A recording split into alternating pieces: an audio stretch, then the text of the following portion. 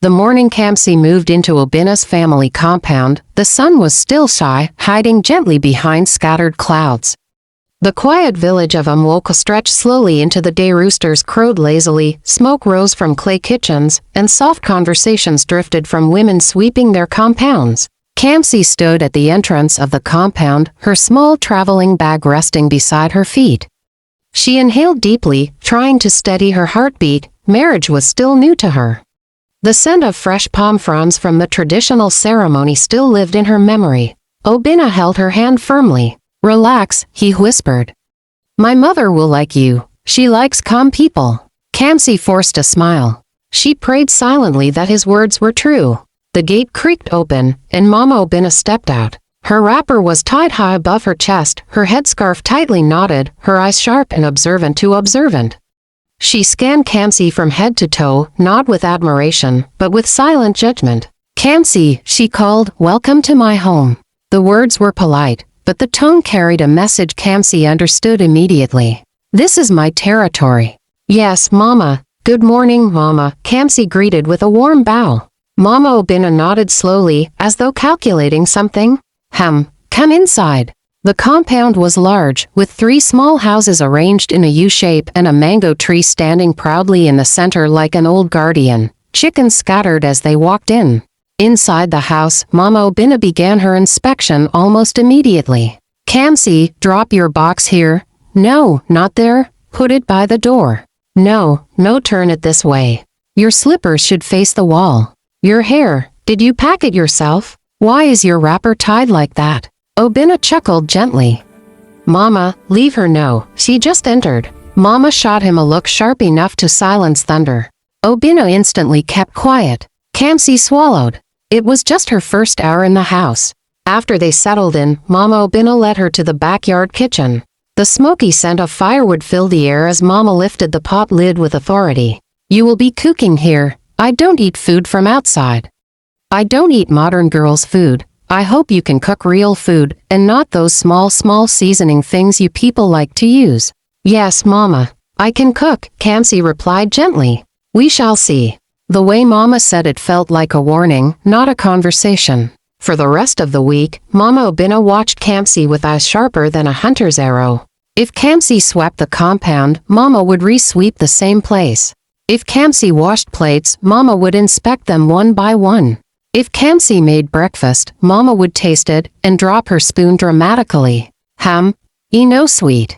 Even when it was sweet. But Kamsi remained calm for Mama's liking. The more peaceful Kamsi was, the more irritated Mama became. She wanted a reaction. She wanted resistance. She wanted to see weakness so she could dominate. But Kamsi's gentle nature only made Mama's spirit shake with annoyance. One evening, while the sky softened into a blue-orange blend, Mama Obinna sat outside on her special wooden chair, the chair nobody else used. It was positioned under the mango tree, facing the entire compound. From there, Mama saw everything, heard everything, controlled everything. People in the compound called it Oshoniisi, the chair of the head. As the days went by, Kamsi tried to stay out of trouble, but trouble seemed to follow her. One afternoon, a group of relatives visited unexpectedly. Women chatting loudly, children running around, men laughing over old jokes. The compound was full and lively. Kamsi came out with a tray of drinks for the visitors. She scanned the area for where to sit while the elders talked. Every stool was occupied. Without thinking, without any intention to offend, she walked quietly to the mango tree and sat on the nearest chair. Not knowing it was Mama Obinna's sacred chair. From across the compound, Mama Obinna froze mid-sentence. Her eyes widened. Her jaw tightened. Her breath stopped for a second. Visitors turned slowly as they noticed the sudden silence. Kamsi sat comfortably, unaware of the storm her simple action had just summoned. Mama Obinna rose slowly from where she sat. Every step she took carried fire. Every eye in the compound followed her. Obinna felt his chest tighten.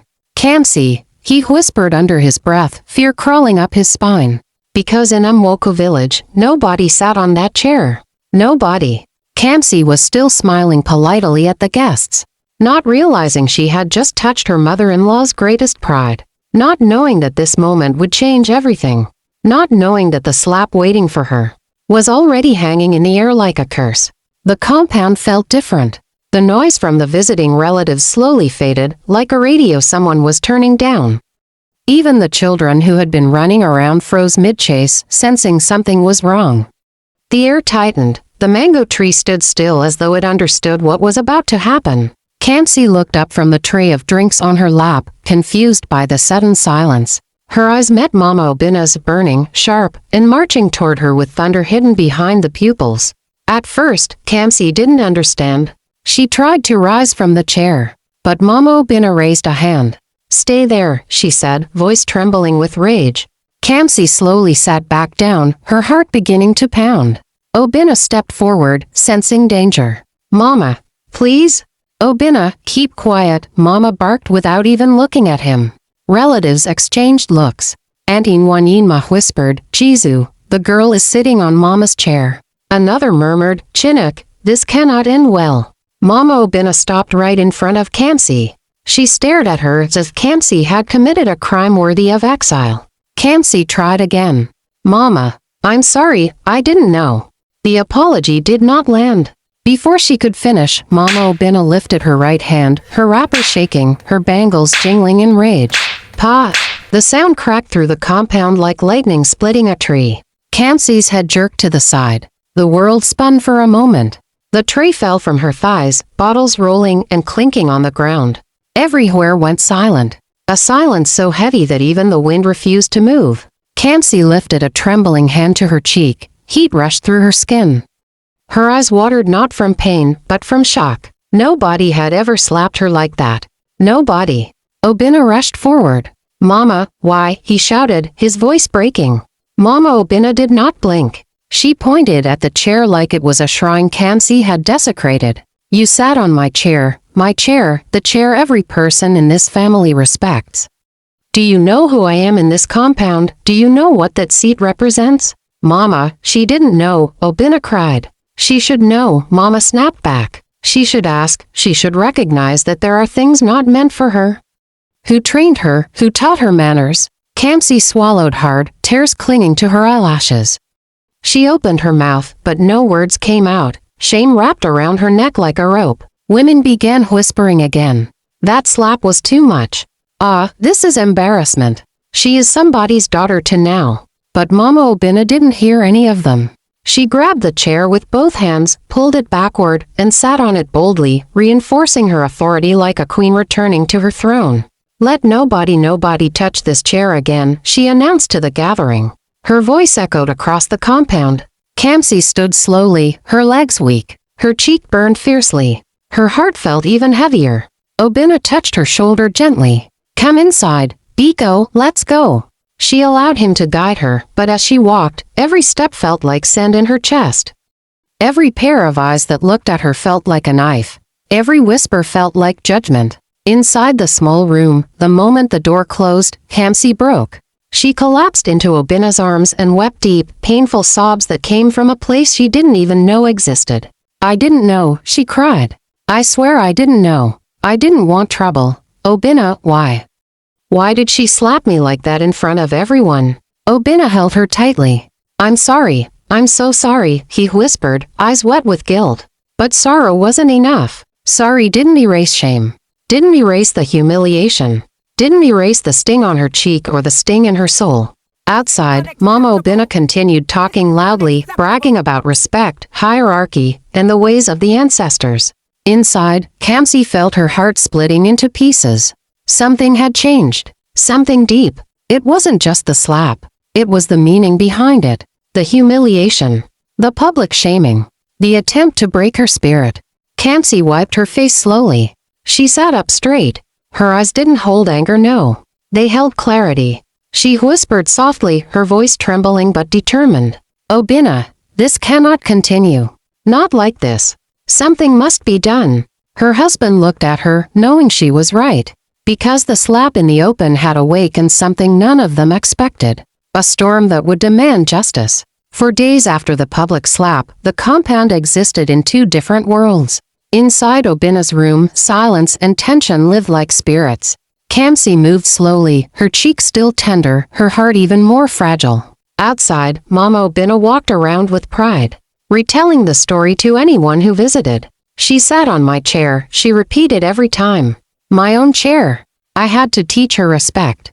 People listened, some nodding, some shaking their heads, but Mama never noticed. She believed she had won. But the universe had been watching. And karma walks slowly. But it never misses a house. It was a quiet morning, the kind that carries dust and mystery. Mama Obinna tied her wrapper, picked her market basket, and started walking through the lonely bush path that led to Aforamwoka Market. Birds chirped lazily. Dry leaves crackled under her feet. Not a single person was in sight. Halfway down the road, she saw a woman approaching. The woman's hair was scattered, her clothes torn. She was talking into the air, quarreling with an invisible enemy. Mama Obinna hissed and tried to walk past her quickly. But the mad woman suddenly stopped, tilted her head, and stared at Mama Obinna as if she recognized her from a dream. "And so you are the one," the mad woman shouted. Mama Obinna froze. "Who, me? What is it?" The mad woman marched toward her, still beating the air with her hands. You this woman that entered my house like a queen," she screamed. "You think my compound is your own. You just enter inside and sit on my chair. Are you mad?" Before Mama Obinna could understand what was happening, "Ah!" The mad woman slapped her with the same force Mama used on Kamsi. The same sound. The same shame. The same shock. Mama Obinna screamed, stumbling backward. "Ah, hey! Why did you hit me?" she cried. But the mad woman didn't stop. She pounced again, beating her with wild strength, shouting imaginary accusations. "Leave my house. Leave my chair. I am the owner here. You are not the head of this place, go away." Mama Obinna cried, struggled, begged. But the mad woman's madness had no mercy. Passers-by finally rushed and dragged the mad woman away. By then, Mama Obinna's wrapper was loose, her eyes red, her body shaking. Her pride shattered. She limped back home, bruised, dirty, humiliated. When she entered the compound, the whole family gathered. "Mama, what happened?" Obinna ran out. Mama Obinna dropped her basket and collapsed on the ground. She stretched her legs, groaning in pain. "A mad woman beat me. She said I entered her house." Sat on her chair. Mama cried, trembling. The irony hung in the air. The same words she used to humiliate Kamsi were the same words thrown back at her by a stranger who didn't even know her. People in the compound exchanged silent glances. Some pitied her. Some shook their heads. But everyone understood. Karma had visited. That night, Mama Obinna lay on her bed, body aching, unable to move her legs properly. The pain reminded her of every action she had taken, every word she had spoken, every humiliation she had caused. Obinna and Kamsi stood by the door, watching. Kamsi's heart softened not because she forgot the slap, but because suffering changes everything. It humbles even the proud. Mama's eyes filled with tears when she saw her. "Kamsi," she whispered weakly. Not an apology, but a broken, trembling acknowledgement that life had taught her what pride refused to teach. Kamsi stepped forward and helped adjust her pillow. Her gentleness struck Mama like a second lesson. In that moment, Mama understood. Respect isn't forced. Respect is earned. And wickedness walks in circles until it finds its owner. Days passed. Mama recovered slowly, her attitude quieter, her voice softer, her steps humbler.